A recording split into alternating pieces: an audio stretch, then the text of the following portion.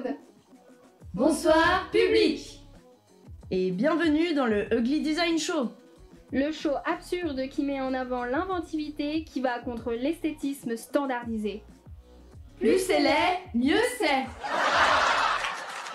Comme tous les soirs, c'est Nicolas qui nous assistera et qui tournera la roue du mauvais goût.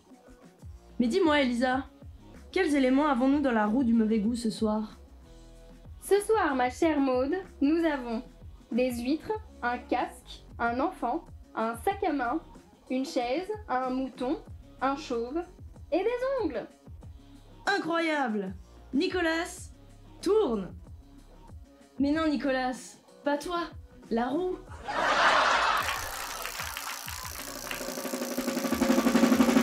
Un casque. Et... un chauve. Mais quelle idée exceptionnelle! Au suivant, Nicolas, tourne! Des huîtres. Et des ongles! Mais quelle créativité! C'est vraiment tout ce qu'on aime. Wow! Stop! Non mais ça va pas! Ce jeu n'a aucun sens! Vous racontez n'importe quoi! Mais qu'est-ce qu'il y a Nicolas? Ça va pas d'interrompre comme ça le show? On vous a demandé de présenter Sébastien Mathis et le compte Instagram Ugly Design, qu'il partage avec Jonas Kneifenegger. Ah oui, on s'est peut-être un peu égaré. Allez-y, pendant que je fais défiler des images de leur compte Instagram.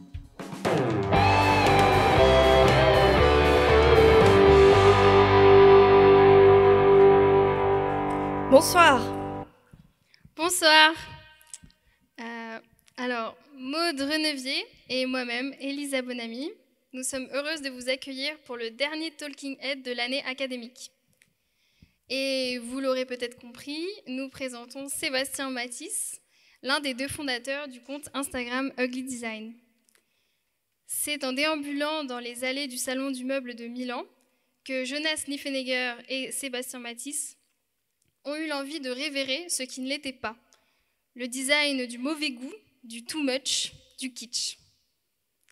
Ils fondent le compte Instagram en 2013 et fournissent aujourd'hui à 740 000 abonnés leur dose quotidienne d'absurde, de tenues improbables et de brillants gadgets.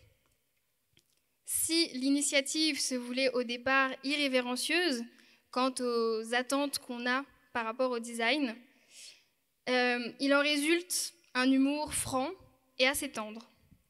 Évidemment que la manicuriterie n'est pas un nec plus ultra.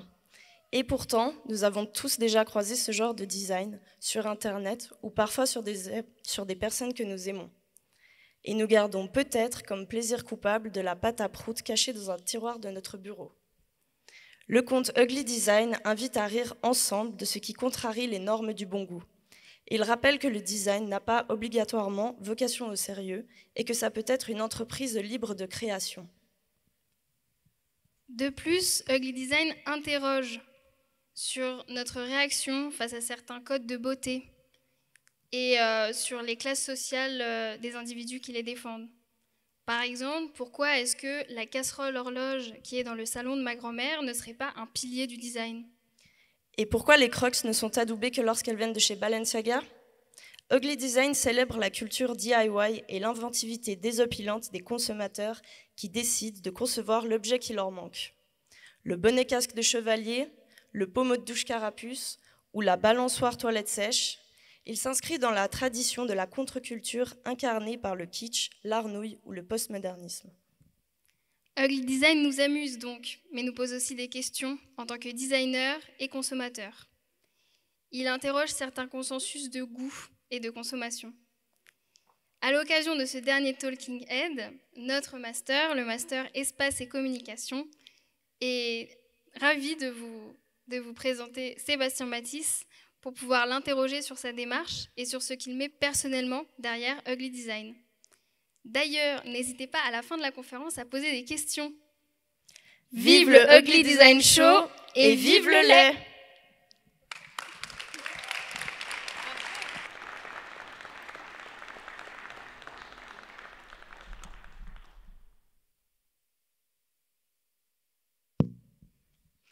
Merci Maud et merci Elisa. C'était franchement totalement dans le ton.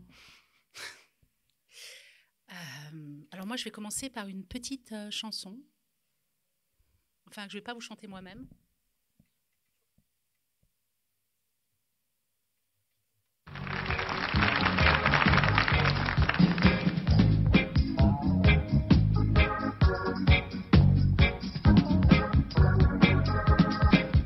Quand on me dit que je suis moche, je me marre doucement pour pas te réveiller. Tu es ma petite Marilyn. Bienvenue à tous pour ce dernier rendez-vous de l'année académique des Talking Heads à la Genève qui nous offre l'occasion de poursuivre l'exploration menée par Gilles Gasparina et moi-même au sein des enjeux et pratiques du design de l'art et de la pop culture avec nos invités. Alors aujourd'hui, avec Arnaud Matisse, responsable du master Espace et Communication, on va explorer avec appétit, joie, le design le plus laid au monde. Notre invité ce soir, comme vous l'avez tout à fait dit, c'est Sébastien Matisse, le cofondateur avec Jonas Niffenegger. Je peux essayer d'imiter l'accent de Nicolas Cage, mais je ne vais pas y arriver. Donc cofondateur de l'Instagram Ugly Design, fondé en 2013. Donc voilà maintenant presque 10 ans qu'Ugly Design se délecte des diverses facettes du lait et ne nous épargne rien. D'un toboggan en forme de pénétration vaginale à une porte d'entrée en forme de cercueil et d'un panier de basket sur crucifix XXL à des vêtements entièrement composés de masques chirurgicaux. On n'a jamais été aussi loin du mantra du modernisme ou de celui du célèbre designer du streamline, Raymond Loewy, à qui on prête dans une traduction plus qu'approximative que le design doit être beau sous réserve d'être rejeté parce que la laideur se vend mal. À l'exact opposé de cette proclamation du beau et du bon goût, ce soir, nous allons dépasser les jugements d'une morale binaire et explorer les bienfaits du lait, la connivence de la laideur, la cocasserie qui y est attachée, mais aussi sa dimension politique. Et on verra si on peut désormais proclamer qu'au contraire, vive le lait. En effet, on peut se demander si on célèbre le beau, alors qu'en est-il du lait ? Ne faudrait-il pas le cacher sous le tapis ? Pourquoi ? Et comment joue-t-il un rôle ? En 1964, dans son célèbre essai Notes on Camp, Susan Sontag ciselait cette fameuse notion et donnait ses lettres de noblesse à une posture politique et esthétique qui reposait sur une mise à distance critique et ironique contestant le conservatisme par la subversion et le mauvais goût. Révéré pour son sérieux, son obsession du beau et son engagement responsable, le design a souvent joui de ce type d'écart avec l'art nouille, avec le kitsch ou avec des mouvements comme Alchimia ou Memphis par exemple. De même, le do-it-yourself s'est s'emparer de ces enfantillages désopilants qui peuvent s'avérer révolutionnaires mais aussi nécessaires. D'évidence, le chantre de la modernité, l'architecte Adolf Loos, aurait certainement taxé de criminels nos deux auteurs de Ugly Design. Fais gaffe. Avec sa fameuse diatribe ornement et crime, datée avec imprécision en 1908, Loos condamna toute forme d'ornement parce qu'il les considérait comme l'expression de la barbarie. Le décor, pour lui, stigmatisait une société ayant perdu le lien avec sa modernité. Loos défendait la simplicité rigoureuse de la forme, des volumes et des structures, et la disparition des fioritures. Mais si d'un côté, il conspuait l'ornement, n'oublions pas qu'il hésita sans aucun problème à recourir au parfait mauvais goût, comme vous pouvez le voir avec cette délicieuse chambre pour sa femme Lina, recouverte entièrement de peau de bête. Aussi, on peut le voir avec les matériaux utilisés pour le célèbre American Bar qui se trouve à Vienne, tout en retenue. Et on trouve la même chose avec les pseudo-colonnes non porteuses de la façade de son manifeste moderniste, la fameuse banque de Michael Herplatz à Vienne.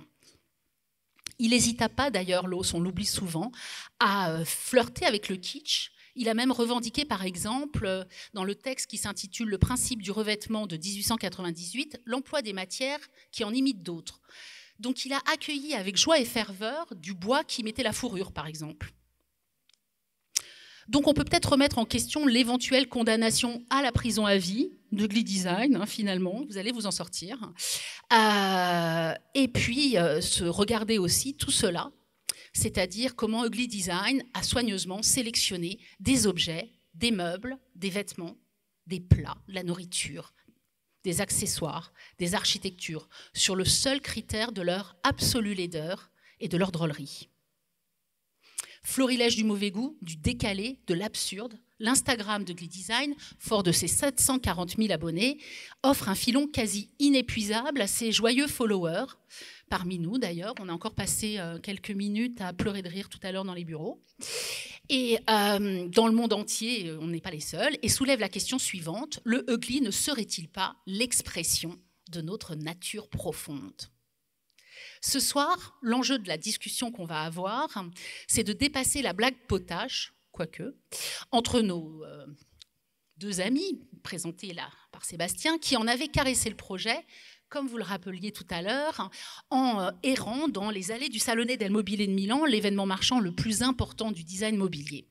Ugly Design rassemble donc ce florilège qui donne à réfléchir. Il invite à prendre le contre-pied de l'esthétique standardisée dans la tradition de la contre-culture. L'irrévérencieux Ugly Design estime au contraire que plus c'est laid, mieux c'est. Terrain de jeu insolent, consensus au plaisir, Ugly Design affranchit le regard des normes et des conventions pour documenter, mais aussi éduquer notre œil au décalage, au ratage et aux réjouissantes imperfections. Il existe des musées du mauvais goût, des musées du bad art, du bad design, des musées du faux. Et parmi eux, il y a le fabuleux Museum der Dinge à Berlin, dont la chose du titre désigne ce musée qui est le musée du Deutscher Werkbund. Le Deutscher Werkbund, c'est une association qui est née en réponse à la polémique soulevée à l'occasion de la 3e exposition des arts décoratifs allemands à Dresde en 1906. Là, c'est des photos que j'ai prises en y allant. Ça ne vient pas de Ugly Design, mais ça pourrait s'y retrouver sans problème. Le Deutsche Werkbund, c'est une association qui est née en 1907 et qui entendait montrer qu'il était possible de trouver des formes culturelles dans l'industrie. Muthesius, qui était le philosophe à l'origine de cette association, avait associé une notion de composante civilisatrice de premier ordre à ces formes de la production industrielle. Mais 7 ans après, en 1914 à Cologne, le Deutscher Werkbund concocte sa première exposition. Et pour l'occasion, Muthesius écrit un texte extrêmement important dans l'histoire du design.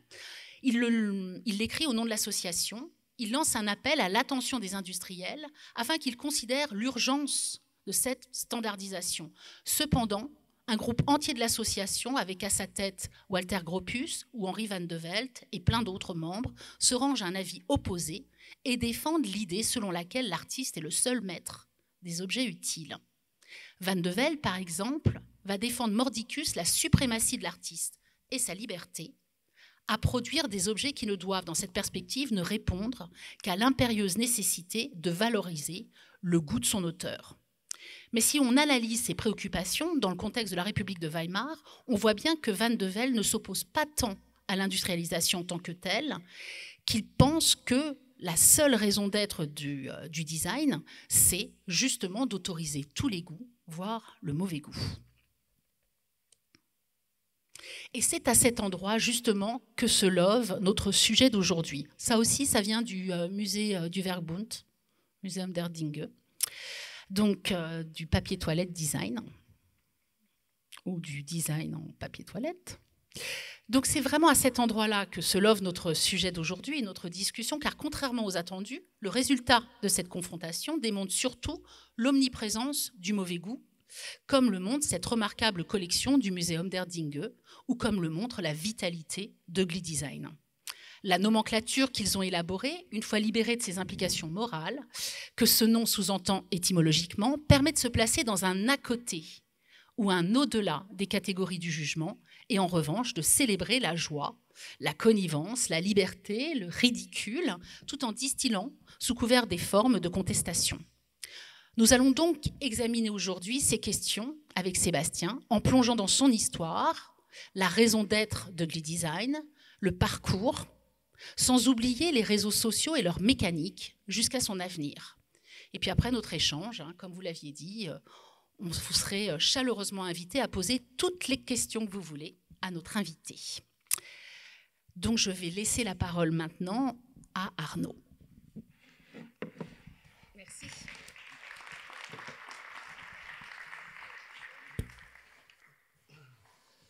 Bonsoir.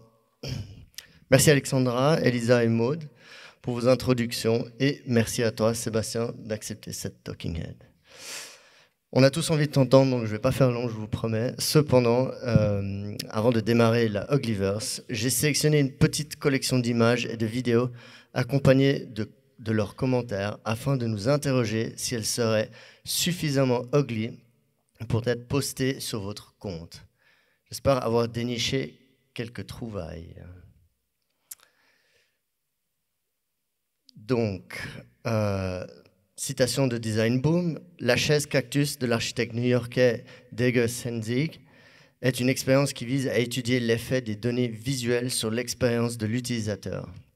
L'existence du cactus tonneau provoque un malaise momentané, même si l'utilisateur sait que la plante sous le verre n'est pas une menace réelle. On poste ? Déjà posté. Bon.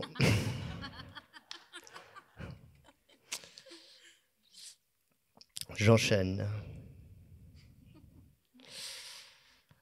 Alors, citation de Cartel, fabricant du meuble. Attila, Napoléon et Saint-Esprit sont 3 tabourets, table basse, 3 personnages charismatiques dont l'originalité et l'anticonformisme sont frappants. Des tabourets et tables basses imaginés pour meubler n'importe quel espace sans souci, avec sympathie et humour. La fonctionnalité n'est pas en reste. Le couvre-chef des gnomes est en effet plat et circulaire afin d'être utilisé comme plateau ou tabouret. Bon. Alors ? Postable.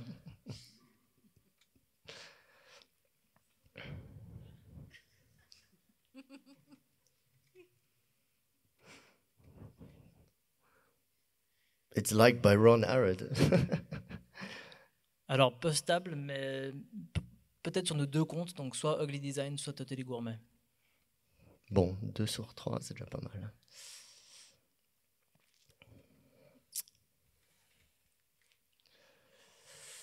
Je continue. Ad Culture Online Magazine. Gaetano Pesce a créé le fauteuil Gli Amici, ou forme imaginative inspirée des animaux, de l'édition Mère Italia.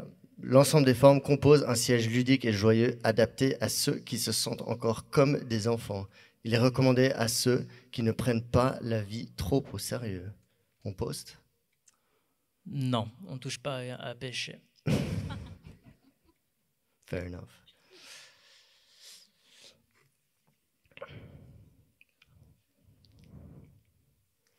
Autre citation de Dizine.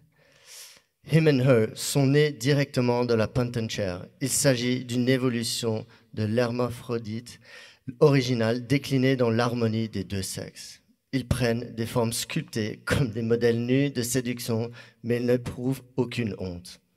Autre magazine, Milan Click, un réalisme troublant qui permet d'admirer les détails splendides d'une peau à vif. Chaise adaptée à usage intérieur et extérieur. On aime. On poste, et ça a déjà été posté. Et l'anecdote, c'est qu'il faut savoir que ça, c'est les fesses de sa femme qui ont été moulées. Et les siennes à lui. Hein. Donc, voilà. Bon, là, je suis sûr que j'ai quelque chose qui va vous intéresser.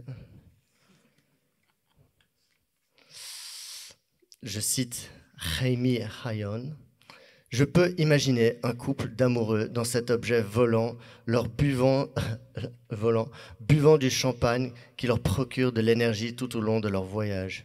Jet Set est un avion de salon, un objet d'art dans une installation fantaisiste. On poste. Postable, mais pas dans ce contexte. Tu nous expliqueras alors.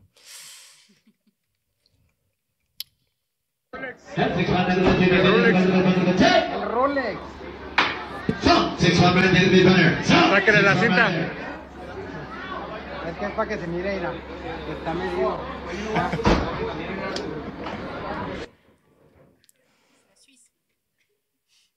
Boyons, il y a 11 mois, finally the perfect watch.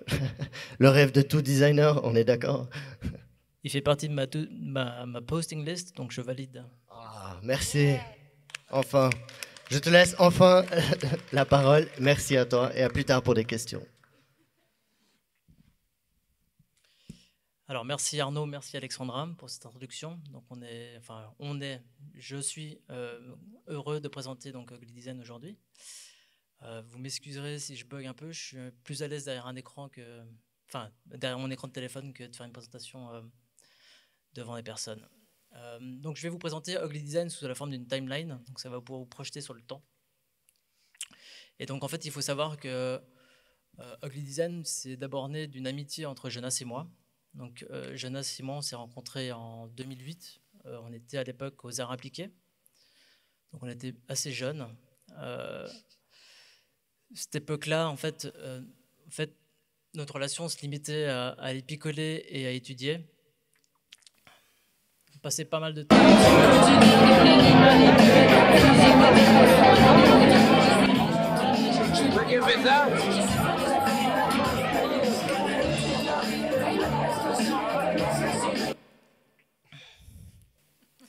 Mais c'est à cette période qu'on a commencé en fait à expérimenter nos premières expériences de curating. Donc en fait, on a commencé avec un blogspot qui s'appelait à l'époque Triangule.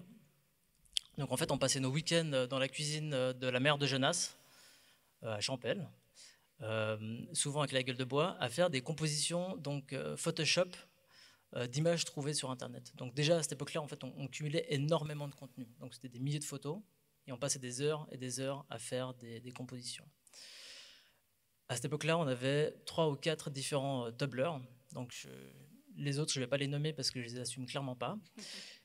Et donc, on a commencé par Triangule. À cette époque, donc peu après, Jonas a commencé l'ECAL. Et en même temps, je commence en fait la haute école de gestion, donc en économie d'entreprise. Donc Jonas est vraiment dans la partie design, je suis plutôt dans le business. À cette époque, exactement plus ou moins à ce moment-là, on commence à aller très régulièrement donc, au Salon du Meuble de Milan. Donc, le Salon du Meuble de Milan, Alexandra l'a déjà dit, mais donc c'est le plus gros salon donc, du meuble au monde. Et donc là, on y trouve vraiment... Donc, on peut tomber sur la crème de la crème du design. Donc, on va tomber sur notre cher Philippe Starck. Et on va surtout donc, trouver du bon design versus du mauvais design. Et donc, à cette époque, il faut savoir que voilà, on est relativement jeune, on sort d'études. Et on y va avec un œil assez critique. Donc, à cette époque-là, on se baladait dans Milan vraiment pour trouver des pépites. Donc ça, c'en est une. Donc il faut savoir que vraiment, ça, c'était un peu notre highlight de nos visites de Milan. Donc là, on voit un porte-manteau donc, en forme de Q-tips, des chaises Rolex, la lampe spaghetti. Et donc, en fait, c'est clairement en 2013 que, en fait, c'est une de ces pépites qui fait qu'en fait, on va créer Ugly Design. Et donc, on tombe sur cette baignoire sofa. Et c'est vraiment à ce moment-là qu'en fait, on a ce déclic qui fait qu'on a décidé de créer Ugly Design. Malheureusement, ou heureusement pour lui, on ne connaît pas le designer, donc je ne peux pas le citer. Donc, Ugly Design commence en 2013 sous la forme d'un Tumblr, donc ça date un peu. On cherchait à l'époque donc du contenu directement sur les autres Tumblr. C'était un peu le même principe que d'aller donc chercher sur les autres comptes Instagram, donc en faisant des screenshots, c'est ce qu'on fait aujourd'hui.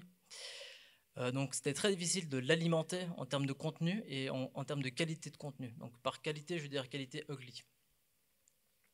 Donc à cette époque-là, on cherchait vraiment notre identité de curateur. Et donc le Tumblr en lui-même n'a pas eu gros succès, mais c'est quand même à cette époque-là qu'on a créé donc, le logo de Ugly Design. Enfin, je dirais Jonas a créé et a pris le risque de créer le logo Ugly Design. Donc là, vous voyez un peu deux, trois pistes typo, pour ceux qui aiment la typo. Je pense que c'est un peu un scandale. Donc là, vous voyez un peu 2-3 idées. J'avoue que moi-même, je ne me suis pas permis de le faire. Donc Jonas a vraiment pris le risque. Et donc ça, c'est le logo final que vous connaissez probablement.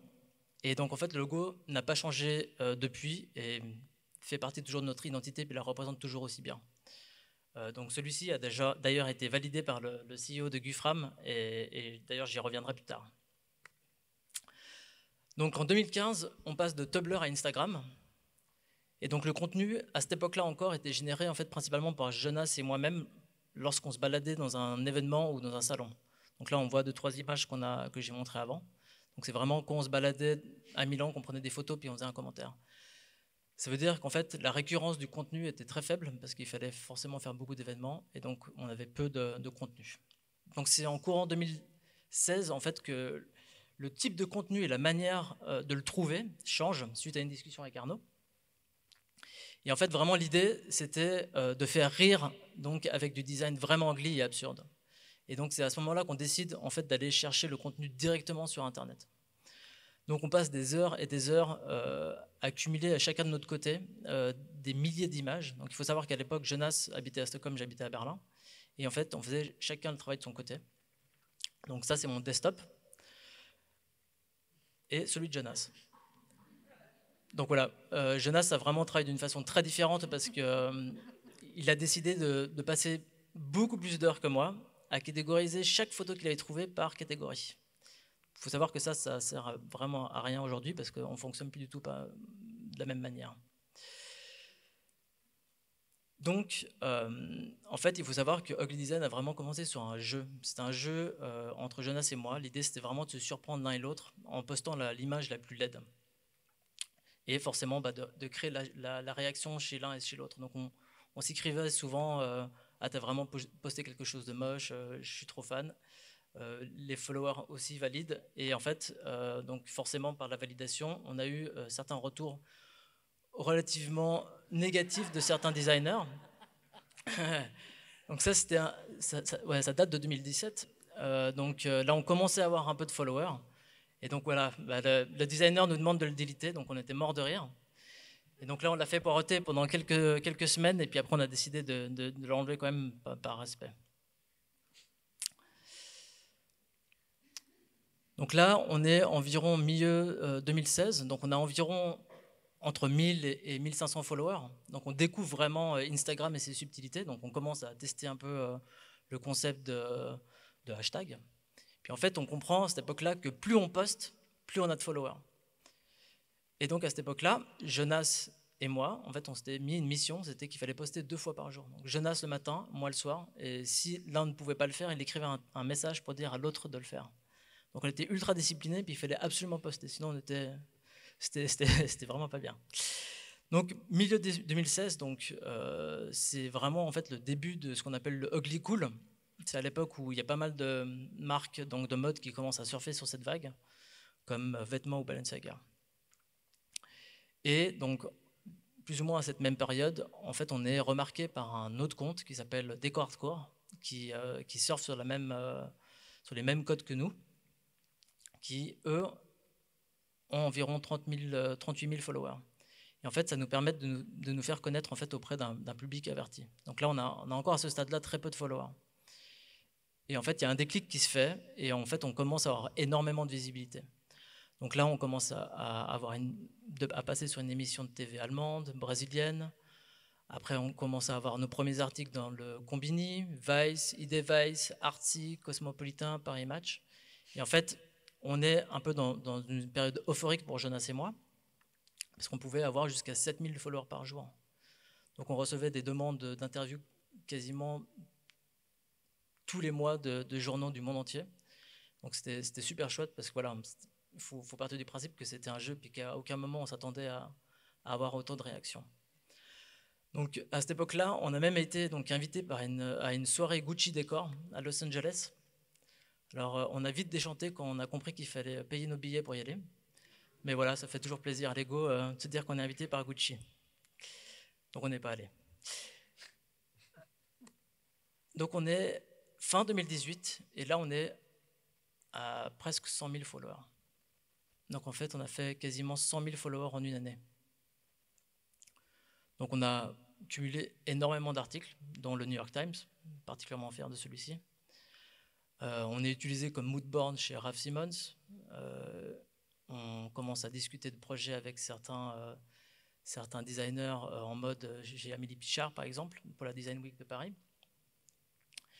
Bref, Ugly Design a une visibilité et une existence internationale inattendue, et ça en très peu de temps. Début 2019, on est contacté par le magazine Toilet Paper Magazine, ouais, pour le compte de Gufram. Donc Gufram souhaite nous rencontrer à Milan, pas plus de précision. Donc il faut savoir que Gufram, c'est un fabricant de mobilier italien des années 60, qui ont dans son catalogue le canapé Bocca ou le porte-manteau Cactus, que vous avez probablement déjà vu. Donc on arrive à Milan sans trop avoir d'informations par rapport à notre rendez-vous. Donc on rencontre le CEO de Gufram qui souhaite à ce moment-là créer en fait un ugly objet miniature en mousse expansée. Ça c'est la signature en mousse expansée. Ça c'est la signature de Gufram. Et malheureusement cette collaboration qui commence sera mise en pause à cause du Covid. Mais c'est dans ce contexte qu'on est donc invité à la très on va dire VIP soirée Toilet Paper Magazine, une des soirées les plus prisées de la Design Week. Donc il faut savoir que Jonas et moi, on n'est pas trop habitués à fréquenter la hype du design et encore moins à Milan. Bref, on rencontre Maurizio Catalan. Non, ce n'est pas Jonas à côté de Maurizio. On rencontre les gens de la maison d'édition Seletti, on passe un peu de temps avec Gufram et on rencontre tout le gratin milanais. Et ça, c'est un peu les avantages qu'on peut avoir, ou le type d'avantage qu'on peut avoir quand on a un compte, on va dire, un peu fashion pendant la Design Week. Et ça, c'est les petits avantages qu'on a. Donc, après, en fait, une discussion avec Jonas, il semblerait que j'ai oublié une grosse partie de la soirée. Donc je vais pas trop vous en parler, mais voilà 2-3 images de la soirée où on s'est apparemment beaucoup bien marré et enfin en gros j'ai oublié la grosse partie. Il faut savoir que pour Ugly Design aujourd'hui c'est très compliqué de faire des collabs parce qu'en fait on est ce qu'on appelle du negative marketing parce qu'on représente quelque chose de positif pour les gens, surtout par notre nom et aussi par le contenu. Donc c'est assez rare qu'on ait l'opportunité de faire des collabs avec des marques qui vendent en fait des objets. Donc en 2002, on rentre en contact avec Happy Socks. Donc c'est une collab qui est en cours actuellement. Et donc la marque prend contact avec nous pour en fait lancer leur nouvelle collection qui s'appelle Pretty Ugly. Et bon forcément l'objet est méga ambitieux chez Happy Socks. L'idée c'est de faire des décorations de vitrines, c'est de faire des pop-up, packaging. Et en fait forcément, au fur et à mesure des discussions qu'on a, en fait, on finit par une série de posts promotionnels sur Instagram. Donc, ça se limite pas mal. Donc, l'idée, donc là, je vais en présenter un de ces posts qu'on a fait. Donc, l'idée, c'est de promouvoir la chaussette de couple. Donc là, on le voit ici, c'est en fait une chaussette qu'on peut porter à deux. Et donc, ça, c'est le montage qu'on leur a proposé, en fait, le 12 février. Voilà, c'est pas très bien passé. Et en fait, heureusement, parce qu'en fait, la guerre en fait, a éclaté un mois plus tard. Donc, on a vraiment de la chance. On n'a pas créé un scandale avec notre poste. Et on a opté en fait pour Kim Kardashian et Kanye en thérapie de couple avec la fameuse chaussette de Happy Socks. Voilà. Donc ça, ils étaient super contents du résultat. Et en fait, donc là, on a déjà fait un post et on va en faire 2 autres. Donc ça, c'est une collaboration qui se fait sur plusieurs postes. Donc aujourd'hui, on l'a déjà entendu, Ugly Design, ça a presque, on va dire, 750 000 followers, donc on est proche du million. On peut presque dire aujourd'hui que Ugly Design, c'est mainstream. Et d'ailleurs, la plupart des gens, on va dire, un peu pointus dans ce domaine, ont tendance à me dire « Ouais, Sébastien, moi je unfollow parce que j'en peux plus de voir tous ces trucs-là, ça impacte ma créativité. » Ça, je l'ai entendu plus d'une fois, pour le coup. Donc c'est un gros compte, et puis après, on aime, on n'aime pas, mais voilà, Ugly Design, c'est suivi par Tyler, the Creator, Eric Andre, Marion Cotillard, Gad Elmaleh, Alice Moitié, Katy Perry, Diet Prada. Donc voilà, c'est des gens qui participent en fait à nos succès, puis ça fait toujours plaisir. Aujourd'hui, nos followers donc, sont tellement enthousiastes par notre projet qu'en fait, ils font notre travail à notre place. On reçoit énormément de contenu et en fait, on n'a plus qu'à sélectionner dans ce qu'on nous envoie. Donc c'est plutôt chouette. Donc là, l'idée, c'est de vous montrer en fait un peu on va dire, l'arrière en fait, de certains posts. Donc là, en fait, à partir de 10 000 followers sur Instagram, en fait, on peut avoir accès à des choses qu'on n'a pas avant. Donc là, en fait, on a accès à des statistiques. Je vais vous montrer celui qui est le plus gros succès. Donc là, c'est un post qu'on a fait il y a quelques mois, qui a fait 130 000 likes. 130 000 likes, en fait, ça représente une visibilité sur Instagram de 1 700 000 personnes. Et sur ces 1 700 000 personnes, on a environ 500 000 personnes donc, qui font partie de nos abonnés. Donc ça fait presque 70% de nos abonnés. Donc c'est énorme, parce que généralement, on ne touche pas plus de 20 à 30% de nos abonnés. Et après, il y a 1 million, donc 1 200 000 personnes qui ne sont pas de nos abonnés. Donc forcément, quand on a ce type de post, on crée énormément de flux. Donc on peut facilement avoir 10, 15, 20 000 followers en une journée. Donc avec Ugly Design, on a commencé donc, par les images. Après, on a commencé les vidéos, puis ensuite les stories, et puis dernièrement les Reels. Donc là, je vous montre un peu une Reels qu'on a postée.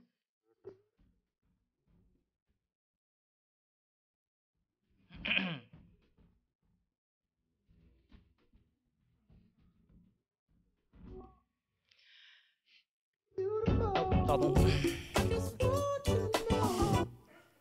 Et donc, nous, en fait, on suit l'évolution d'Instagram. Donc, ce qui est intéressant de voir, c'est est-ce que c'est pertinent aujourd'hui ou pas de suivre cette évolution d'Instagram, et puis même l'évolution des médias, enfin de ce type de plateforme. Et nous, en fait, on considère que oui, parce qu'en fait, le fait de varier la forme du contenu, en fait, ça permet tout simplement déjà, de suivre les changements d'algorithme d'Insta et puis de ne pas disparaître. Mais c'est aussi, en fait, une manière de suivre dans la façon dont les gens consomment en fait l'information sur ce type de réseau. Donc nous, c'est vraiment important de varier en fait les types de médias, puis de continuer à aller dans le sens en fait de cette évolution. Parce que si on arrête, en fait, le compte pourrait mourir en fait assez rapidement. Donc là, l'idée, c'est de vous montrer un peu aussi forcément que plus on poste, plus on a de visibilité, plus on a de followers, etc. Ça crée ça crée en fait des situations où en fait il y a des gens qui forcément qui cautionnent pas ce qu'on poste. Et en fait, Ugly Design est régulièrement en fait censuré par Instagram. Alors est-ce que c'est des gens qui nous dénoncent ou si c'est Instagram même qui nous bloque? Ça on le sait pas. Mais bref, on est donc souvent menacé par Instagram qu'on nous supprime notre compte, parce qu'en fait à chaque fois qu'on bloque à chaque fois que Instagram bloque une image, en fait il nous menace de bloquer notre compte. Donc en fait on fait quand même assez attention à ce qu'on poste, parce que forcément on n'a pas envie de perdre 10 ans de travail. Et là je vous montre un peu 2-3 exemples de ce qui a été bloqué. Donc là il y a Jésus en crucifix sur un téton. Ça c'était un de mes préférés, qui a malheureusement été bloqué. J'ai d'ailleurs demandé un examen à Instagram pour voir si c'était possible de le remettre. Je n'ai pas eu cette chance. Après, on a donc le plug anal lumineux. Super intéressant parce que si on porte une jupe, on a des effets d'éclairage. Donc celui-ci a été considéré comme de l'intimidation. Après, bon voilà, ça c'est relativement cash. Donc voilà, on voit des fesses, donc ça ne passe pas auprès d'Instagram. Et le dernier qui est le plus intéressant, en fait, là c'est... en fait, on l'a posté pile poil au début de la guerre, donc c'était forcément voulu. Et en fait, c'était considéré par Instagram par une incitation violence physique. Enfin une incitation donc, à la violence. En fait, ce qui a fait bloquer Instagram, c'est en fait le wording que j'ai utilisé parce que j'ai mis crush him. Et en fait, j'ai retesté de le poster avec un autre mot et donc c'est passé. C'est assez intéressant de voir à quel point on peut aussi Instagram interprète en fait la violence physique. Donc, comme expliqué précédemment, Jonas et moi-même, on a vraiment cumulé beaucoup d'images et aussi beaucoup hors de la thématique du design. Et donc, en fait, à une époque, on a réalisé qu'en fait, on avait beaucoup de contenu sur la nourriture. C'était une grosse frustration de Jonas de ne pas pouvoir l'utiliser. Donc, en fait, il faut savoir que Jonas, en 2017, me disait déjà Sébastien, je ne suis pas sûr qu'on ait suffisamment de contenu pour les prochaines années, donc il faudrait quand même commencer à poster d'autres choses. Donc j'ai dit non, t'inquiète pas, je pense que le Ugly, on a un peu de marge. Bref. Donc en fait, au fur et à mesure donc, des contacts qu'on fait sur Internet et sur Instagram, en fait, on a connu Décor Hardcore, avec qui en fait, on partageait une esthétique commune. Donc Décor Hardcore, on n'en a pas parlé, mais c'est un compte donc, qui travaille beaucoup sur le curating de décors maximalistes et du kitsch. C'est déjà un assez gros compte. Et donc, une fois qu'on a rencontré donc, ce compte-là, on a décidé de faire une première collaboration avec elle, sous la forme de Totally Gourmet. Totally Gourmet, c'est notre compte sur la thématique qui lie donc le design et le décor dans la nourriture.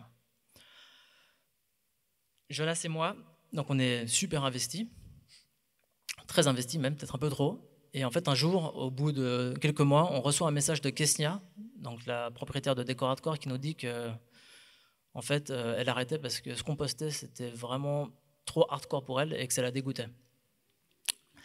Donc aujourd'hui, donc Totally Gourmet, c'est notre bébé, donc c'est curaté par Jonas et moi, et on a environ 140 000 followers.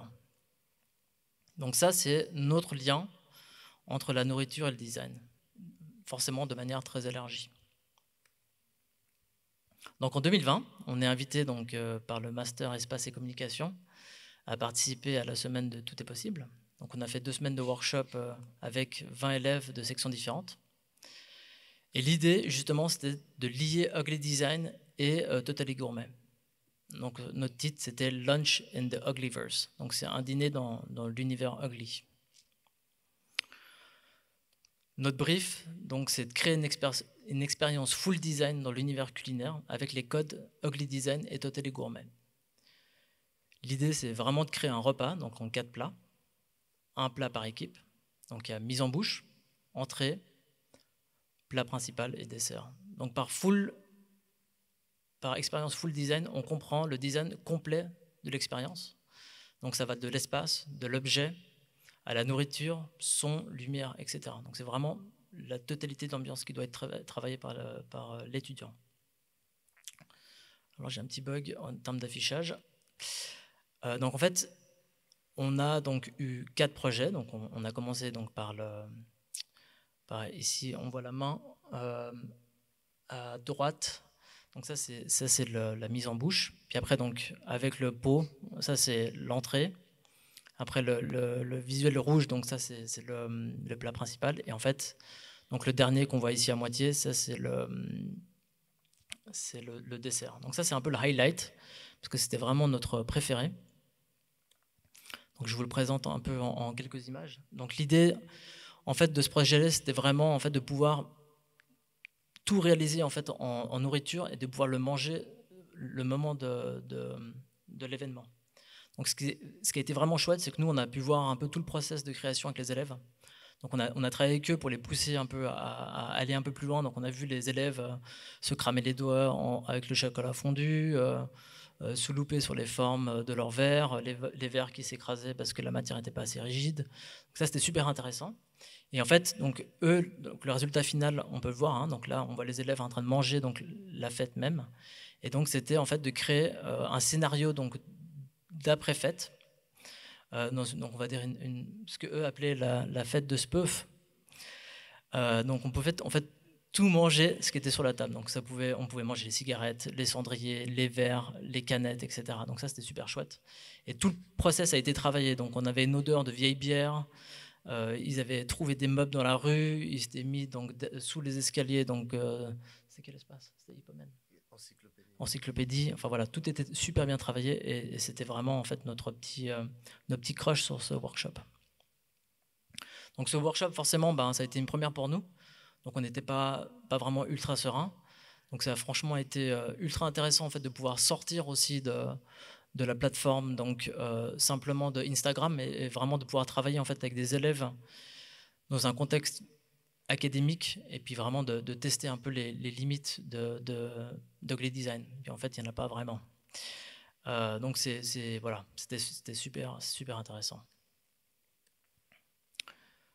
Donc après, la question que m'avait posée Arnaud, c'était qu'est-ce que après Instagram, ou qu'est-ce qu'on va faire dans les prochains temps. Donc même si Jonas pense qu'on va pas avoir assez de contenu, moi j'en suis convaincu, on va continuer à faire Instagram. Après, c'est clair qu'on est aussi en train de tester sur d'autres plateformes. Donc actuellement, on est en train de tester TikTok. C'est pas un grand succès. Donc il faut qu'on apprenne aussi. Hein. Après, forcément, l'opportunité d'un autre workshop serait aussi une expérience super, super enrichissante. Il y a ce rêve de faire un livre, un ou plusieurs livres. Le rêve ultime, ce serait de pouvoir en fait retrouver le livre Ugly Design dans les toilettes de tout le monde. Mais forcément, on a une problématique, c'est qu'on n'a pas en fait, les droits d'auteur sur les images qu'on publie. Donc là, il y a une grosse problématique. Et à l'époque, en fait, on avait rencontré déjà la maison d'édition parisienne Jean Boîte, qui, elle, n'était pas trop frileuse de ce genre de problématique. Donc c'est un projet qui est en discussion, mais qui est pour le moment plus ou moins en stand-by. Et forcément, le summum, ce serait de faire une exposition Ugly Design. Voilà, je vous remercie.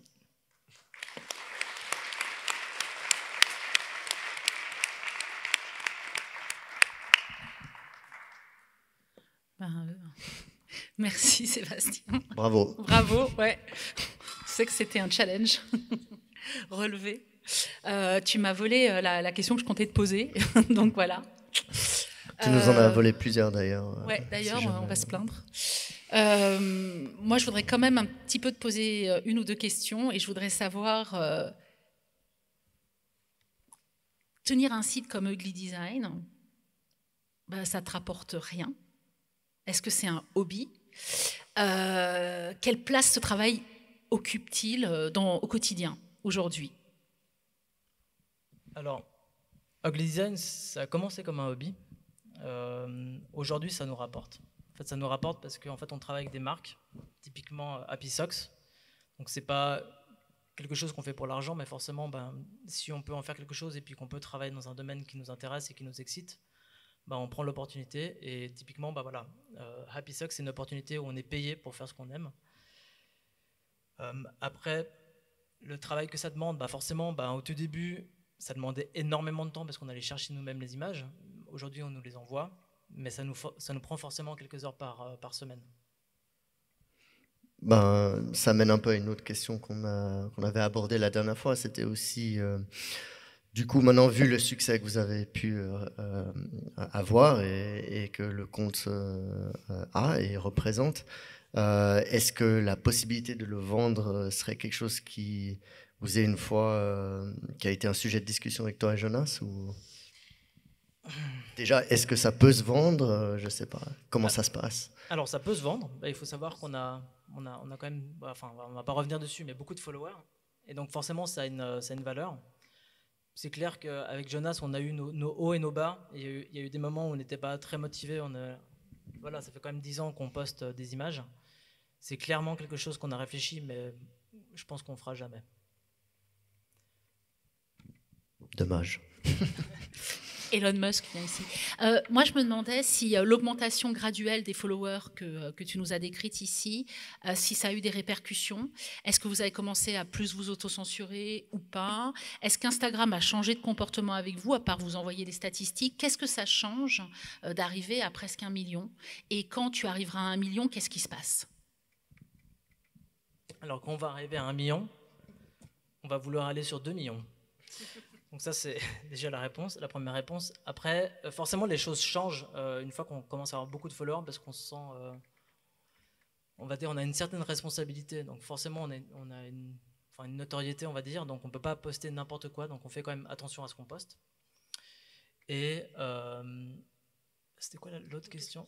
L'autocensure, c'est clair qu'on fait super attention de ne pas, on va dire, heurter la sensibilité de certaines personnes. Donc on fait quand même assez attention. Après, sans aller trop dans l'extrême dans la censure, mais voilà, on fait quand même attention à ce qu'on poste et comment on le poste, etc. Et est-ce qu'Instagram, je disais, est-ce que Instagram a aussi changé de comportement avec vous au fur et à mesure où le nombre de followers augmentait? Alors ça, c'est une hypothèse. Forcément, plus en fait on augmente, plus en fait Instagram limite la visibilité du compte, mais ça, c'est des théories. Donc en fait, on ne sait pas trop. À part les quelques avantages qu'on peut avoir en tant que gros compte, il n'y a aucun changement.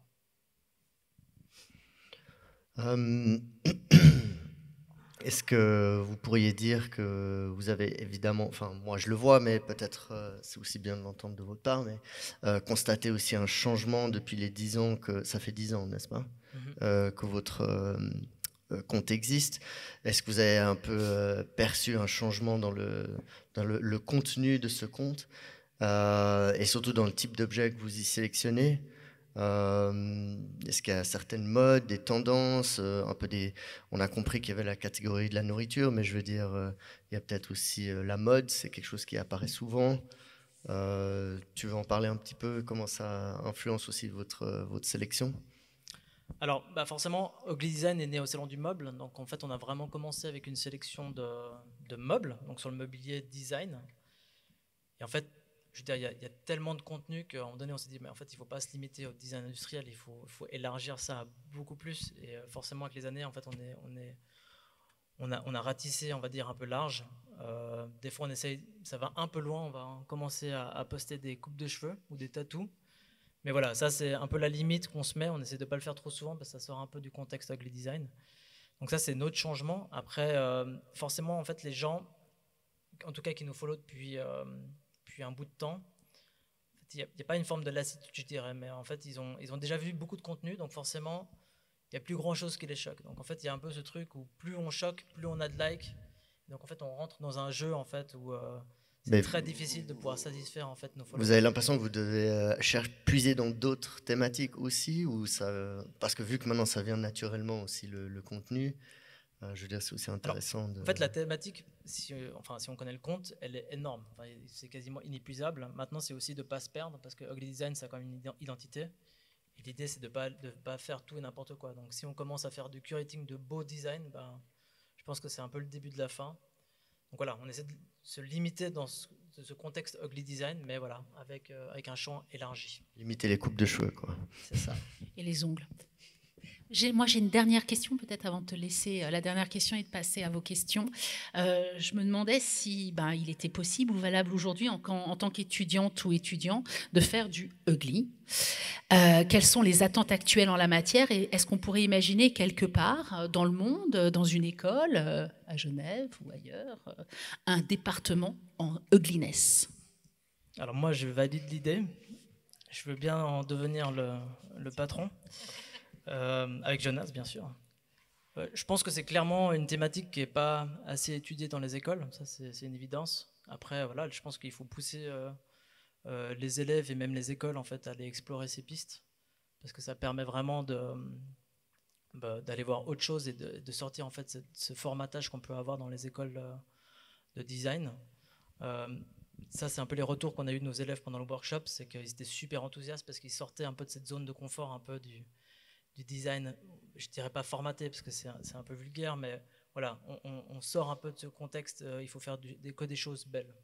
Et c'est un peu souvent en fait le message qu'on peut avoir dans une école de design.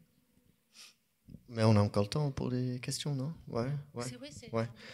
Non, parce que moi j'adore la nourriture et je sais que toi aussi. Et Jonas, je sais pas, mais je crois, non? Un peu, ouais. Sûrement. Fan. Il cuisine? Des fois. Okay. Et du coup, je suis super étonné et hyper content. Le jour où j'avais vu que vous avez fait Totally Gourmet, je trouve ça trop bien parce que c'était une belle évolution, comme vous disiez. Et puis je voyais pour moi tout à fait le rapport par rapport à toi-même, vu que je te connais, sur cette fascination pour la nourriture. Mais est-ce que tu peux quand même un peu approfondir quels sont pour vous les liens que vous voyez entre donc Totally Gourmet et Ugly Design, je sais pas, les excroissances des légumes, les ressemblances formelles entre un plat et un objet, ou je veux dire, il y a beaucoup de choses qui sont évoquées sur ce compte et ça m'intéresse de t'entendre encore un petit peu peut-être là-dessus. Non, c'est clair que Totally Gourmet, en fait, il est né d'une passion qu'on a avec Jonas pour la nourriture depuis un bout de temps. Après, Totally Gourmet, c'est assez large aussi. On ratisse assez large quand on parle de thématique nourriture, donc on ne parle pas forcément de design. Mais en fait, dans le lien en fait, entre les deux, on retrouve souvent des similitudes. Donc, quand on construit une assiette ou qu'on fait des montages, comme on peut voir sur Totally Gourmet, on est un peu dans le design. Et il y a toujours ce lien entre les deux. Et en fait, voilà, il n'y a pas forcément de grosses réflexions derrière, c'est juste que c'est quelque chose qui nous anime et qu'on aime poster, puis qui nous fait plaisir finalement. Parce que c'est ça le but de nos comptes Instagram, c'est qu'on a fait ça par plaisir en fait. Il n'y a pas de grosses réflexions derrière. Je crois qu'on va vous laisser maintenant la parole et poser toutes les questions. Donc on va arriver avec nos micros. Merci beaucoup Sébastien.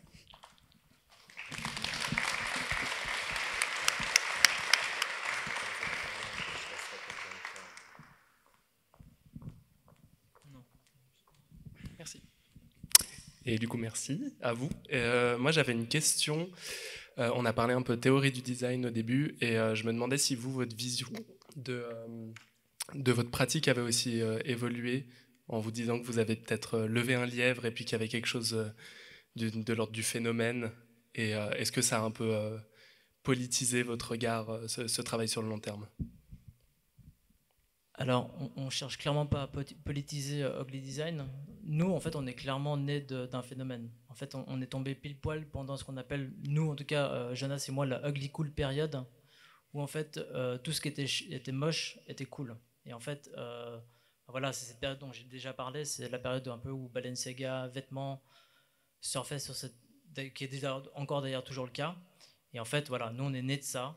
Et en fait, notre succès, il est clairement, en fait, on est arrivé au bon moment avec ce compte, c'est tout.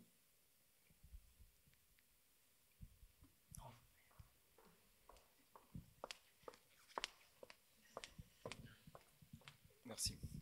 Bon, moi, c'est une question pas vraiment en rapport direct avec le design, mais plutôt l'addiction qu'il y a derrière tout ça.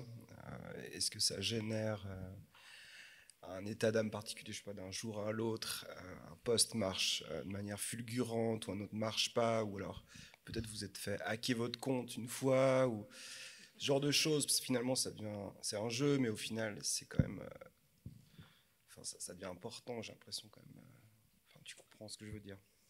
Est-ce qu'il y a eu des moments, des couacs, des trucs où, Alors, bon, forcément, notre compte, enfin nos comptes ont une certaine valeur déjà, on va dire monétaire, et puis après surtout à nos yeux, parce que c'est 10 ans de travail. Donc il faut savoir que Jonas est un grand parano. Et en fait, il crée des codes ultra compliqués qu'on doit se donner sur plusieurs plateformes scindées pour pouvoir en fait se connecter sur nos Instagram. Donc en fait, avoir le code Instagram peut prendre 15 à 10 minutes, enfin entre 10 et 15 minutes. Donc déjà au niveau du hacking, c'est jamais arrivé, je pense que ça serait très difficile d'arriver, vu qu'on a plusieurs locks, enfin on a encore des logiciels sur lesquels on utilise pour vraiment sécuriser le truc. Après, au niveau de l'addiction, bien sûr, je veux dire, moi j'ai 5 comptes, d'autres comptes dont j'ai pas parlé. Jonas, je pense qu'il en a encore 10. Donc il y a clairement une forme d'addiction. Et moi je passe, je pense, plusieurs heures par jour sur Instagram. Donc on est clairement aussi addictif au nombre de likes. Et c'est ce que forcément Instagram recherche en créant cet effet d'adrénaline à chaque fois qu'on a des followers en plus, quoi. Mais, alors forcément, nous, ça ne se compte pas en dizaines de followers, ça se compte en milliers de followers. Voilà, depuis hier, en fait, on a fait un gros post, donc on a eu 3000 likes dans la nuit. Et forcément, quand on se lève le matin, c'est un peu jouissif, quoi.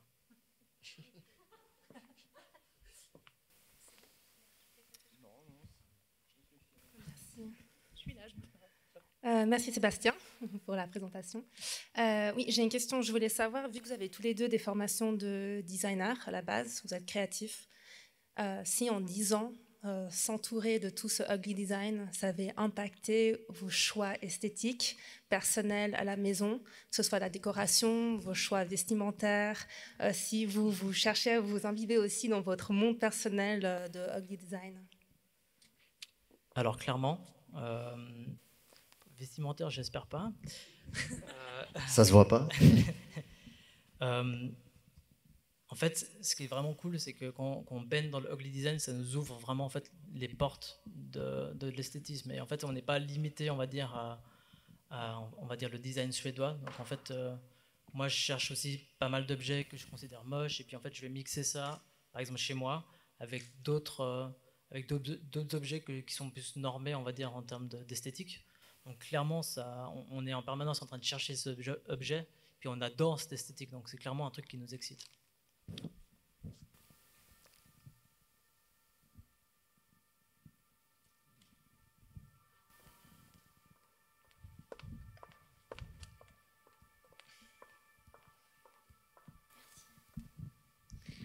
Oui, vous parliez tout à l'heure de la possibilité de faire un livre, enfin du rêve de faire un livre à partir de toutes ces images, et je me demandais si vous aviez tous les deux une archive. Enfin, est-ce que ces images, elles ont des légendes? Est-ce que vous les conservez dans des fichiers avec des informations sur qui a pu produire ces objets quand c'est pas des objets anonymes? Enfin voilà, quel est le degré d'information qui entoure chacun de ces posts en fait?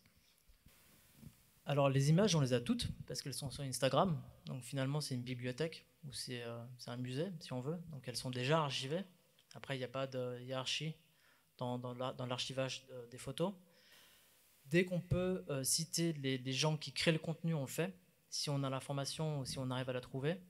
Puis après, si la personne le demande, parce qu'en fait, ça c'est quelque chose qui arrive beaucoup, c'est qu'aujourd'hui, les gens demandent à être postés sur Ugly Design, ce qui n'était pas le cas comme on l'a vu au début. Donc voilà, généralement les gens vont dire ouais, please credit me. Donc c'est voilà, est-ce que tu arrives à me créditer comme ça, ouais, j'arrive à me mettre en avant. Donc en fait, on arrive à avoir pas mal d'informations. Après, il y a plein de choses qui sont anonymes sur lesquelles on n'arrive pas à avoir d'informations sur d'où ça vient et qui l'a créé. Merci.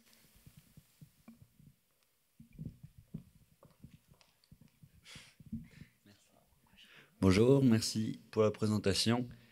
Je me demandais, vu que vous avez aussi les deux une formation de designer, si vous aviez vous-même créé des objets, des meubles qui ont été postés et que vous n'avez pas assumé. En fait, c'est très compliqué de créer du moche quand on a une formation de designer. On a essayé de le faire. Surtout, en fait, c'est très compliqué quand on veut créer du moche pour créer du moche. Et en fait, du moment, en fait, quasiment qu'on crée du moche pour créer du moche, ça devient presque pas drôle, parce que c'est déjà beaucoup trop réfléchi. Puis en fait, ça manque de ce côté un peu spontané. Alors, il y a des gens qui arrivent, mais en tout cas, Jonas et moi, on n'a pas réussi. Peut-être que ça viendra. Merci. Mais votre collaboration avec Gufram, elle va quand même mener à quelque chose? Va voir le jour ou... Alors là, on n'est déjà pas dans l'objet, on va dire, vraiment moche. Donc on est un peu dans le design, avec une connotation ugly design. Pour l'instant, on ne sait pas. Je pense qu'il faut relancer la chose. Pour le moment, c'est vraiment en stand-by. Et ça a été un peu compliqué pendant le Covid, donc c'est aussi à nous de relancer la collaboration. C'était juste pour savoir quand est-ce que vous refaites un workshop à la aide. Alors ça, il faut demander à Arnaud ou quelqu'un d'autre à la aide. Je pose la question à Arnaud aussi. Avec Rosario, on en a reparlé. Et évidemment, c'est planifié. Enfin, on ne te l'a pas dit, mais c'est quelque chose qui nous tiendrait à cœur, ouais, bien sûr. Mais il faut venir en espace et communication. C'est le cas, non? Oui, mais pas pour eux. Désolé, j'ai juste pas compris si Philippe Stark c'était catégorisé comme du bon design ou du mauvais design chez Ugly Design. Borderline. Je crois qu'il y avait Tristan qui avait une question, non?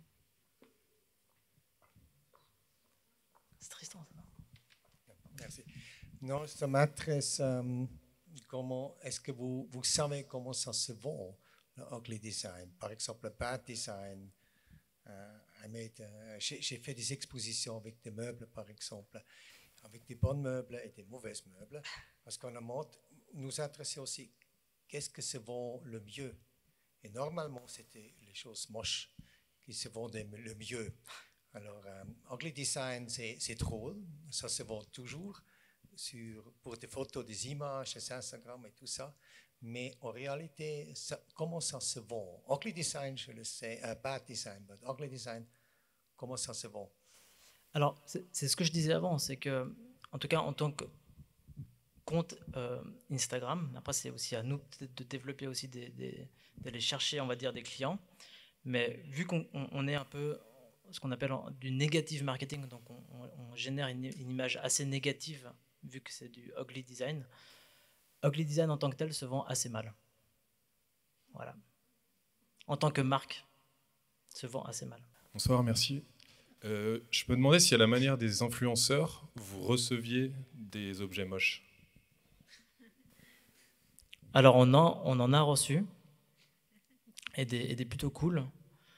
Il y a ce designer, je crois qu'il est basé à Paris, qui nous a envoyé des flip-flops en forme de salade. Elles sont super belles. Je les porte encore d'ailleurs. Donc oui, on reçoit des cadeaux des fois, mais c'est pas très souvent. Et ma seconde question, vous avez parlé d'une exposition. Ce serait une exposition des objets. Il faudrait les acquérir, les trouver. Alors ça, c'est une question qu'on n'a pas vraiment abordée. Je pense qu'il y a certains objets qu'on pourrait en fait présenter qui ont, j'imagine, une certaine valeur. Donc l'idée, ce serait plutôt de les emprunter pour pouvoir les exposer. Parce qu'on n'a pas plus d'argent que ça pour acheter des meubles moches. Heureux. Ça va être une question très simple. Est-ce que vous avez peur de la fin de ce conte Mais pourquoi une fin? Non, mais bien sûr, parce que en fait, un peu la plus grosse peur qu'on a avec Jonas, c'est qu'en fait Instagram soit plus la plateforme qui soit en fait à jour. Et c'est le cas d'ailleurs de plein d'autres, on va dire, blogueurs. Donc c'est pour ça qu'on teste d'autres choses. Actuellement, on est en train de tester TikTok. Malheureusement, on ne crée pas le contenu nous-mêmes, donc forcément, ça biaise un peu la chose. L'idée de TikTok, c'est de créer son contenu nous-mêmes. Nous, on est des curateurs. Donc voilà, il faut aussi qu'on regarde un peu comment ça fonctionne, mais effectivement qu'on a perdu une fin, c'est clair.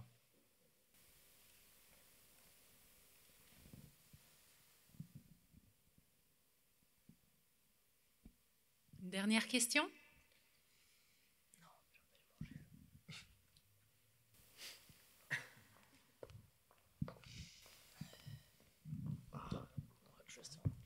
C'est seulement demander encore une fois, parce que tu as dit c'est difficile de faire ugly design et c'est aussi difficile pour designers. Mais comment on pourrait former des designers que c'est possible? C'est quoi qui le fait difficile? Ça, je ne comprends pas encore. Et alors, si c'est difficile, ça devrait être un but pour le designer. En fait, Jonas et moi, on considère que généralement, les gens qui créent du design, la plupart en tout cas, ont été formés pour faire du design. Et quand on est formé, on n'est pas formé à faire le mauvais, on est formé à faire le bon. Donc quand on fait par exemple une école de marketing, on ne vous apprend pas à faire du mauvais marketing. Ou quand on fait de la comptabilité, on ne vous demande pas de faire de la fraude en termes de comptabilité. Et donc généralement, quand on apprend à faire du design, on apprend à un certain nombre de standards en termes de design. C'est pareil en graphisme. Donc généralement, on apprend à utiliser les meilleurs typos pour que ce soit le plus beau possible. On ne nous dit pas « Ah, mais essaye la Comic Sans, ça peut bien marcher. » Et c'est juste ça. Et en fait, quand on a été... Ça, c'est ma théorie, hein. Peut-être qu'elle est fausse, mais je considère que quand on a été formaté et formé à faire quelque chose de beau, ou considéré comme beau, on va dire, c'est très difficile de faire quelque chose de moche. Voilà. Peut-être que je me trompe, je ne sais pas. Est-ce que ça répond à la question ou pas? Oui, moi j'ai la difficulté avec beau et moche parce que j'ai essayé parfois des concours où je n'étais pas intéressé. J'ai essayé de faire. Finalement, je pense que je le fais moche et je le vends comme une action, quelque chose comme ça. Et parce que j'étais énervé et on a gagné. Et ça, c'était. Après, on pense. Oui, parce que c'est drôle. Parce qu'on prend une autre langue de la vente, et parce que je veux vendre, alors on prend la langue de vente. Et parfois, pour moi, c'est aussi une sorte d'art. L'artiste, par exemple, il y a beaucoup d'artistes qui jouent avec ça. Fred Chapman Brothers, Fish Levi's. Il y a beaucoup de photographes qui travaillent avec ça comme métier, comme l'art. Mais ils travaillent avec le moche, avec une inflatable sheet and all that. Il y a beaucoup de choses. Et ça fonctionne. Mais je pense qu'il y a une différence entre un artiste qui a on va dire un objectif d'art et en fait un designer qui a pour l'objectif de vendre. Et je pense que c'est pas le même mindset en termes de... Voilà, si Ikea commence à vendre du design de merde, hein, si on veut dire ça comme ça risque d'être un peu compliqué pour leur vente. Et voilà. Après, c'est un peu ma théorie. Après, peut-être qu'elle est fausse. Mais est-ce que c'est bonne liberté de penser de faire ugly design? Ah, clairement, oui.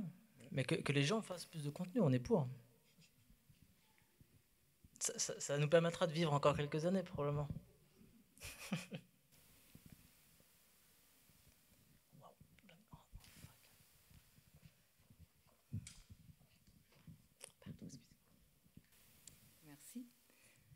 Vous avez dit que vous aimez la nourriture. Je l'aime aussi. Et quand j'invite des amis, je m'efforce de faire bon et beau. Ce qu'on a vu, c'était moche. C'était vraiment très réussi. Est-ce que c'était moche et bon ou moche et mauvais?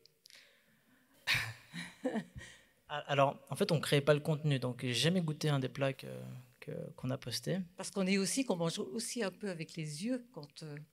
Mais clairement. Et en fait, le compte Totally Gourmet, il est plus ou moins parti de cette idée à la base. Donc, c'était de poster des images qui étaient en fait au niveau, on va dire, nourriture, mais qui étaient plus ou moins belles. Jonas et moi, on est un peu plus trash, et donc on a vrillé sur le trash, et c'est pour ça que Kesnia, donc celle de Décor Hardcore, nous a quittés. Donc voilà. Nous, on est parti sur ce qu'on n'a pas envie de manger. Et ouais, ça s'est limité à ça. Et donc, vous n'avez pas goûté? On n'a pas goûté. Heureusement, j'ai envie de dire. Prudemment. Mais peut-être tu peux parler un peu de l'expérience que vous avez eue du workshop où vous avez pu goûter. Alors, sans dire que c'était mauvais, bien sûr. Mais... Ah, mais je peux le dire. Parce que la jeune fille, j'ai cru voir qu'elle grignotait un mégot, non? Oui. Alors, voilà. Dans le contexte du workshop, c'était donc forcément, chaque équipe était différente. Donc, il y a eu des équipes où, en fait, c'était super bon, et des équipes où ça l'était beaucoup moins. Si on prend l'exemple donc du dernier que j'ai montré, il y avait des ratés, mais il y avait certaines choses qui étaient vraiment bien faites. Donc, ils ont réussi justement à faire ce lien entre le goût et justement le visuel. Donc, on pouvait manger une cigarette qui était d'ailleurs une meringue et qui était super bonne. Donc, on peut faire moche et bon. Clairement. Très bien, c'est rassurant.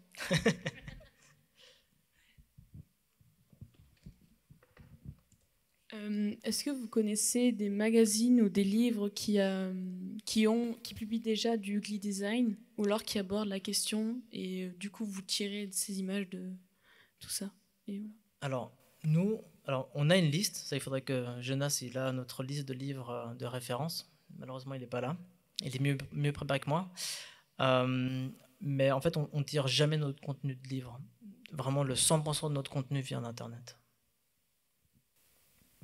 Je vous remercie beaucoup pour toutes ces questions. Merci Sébastien de s'être prêté au jeu.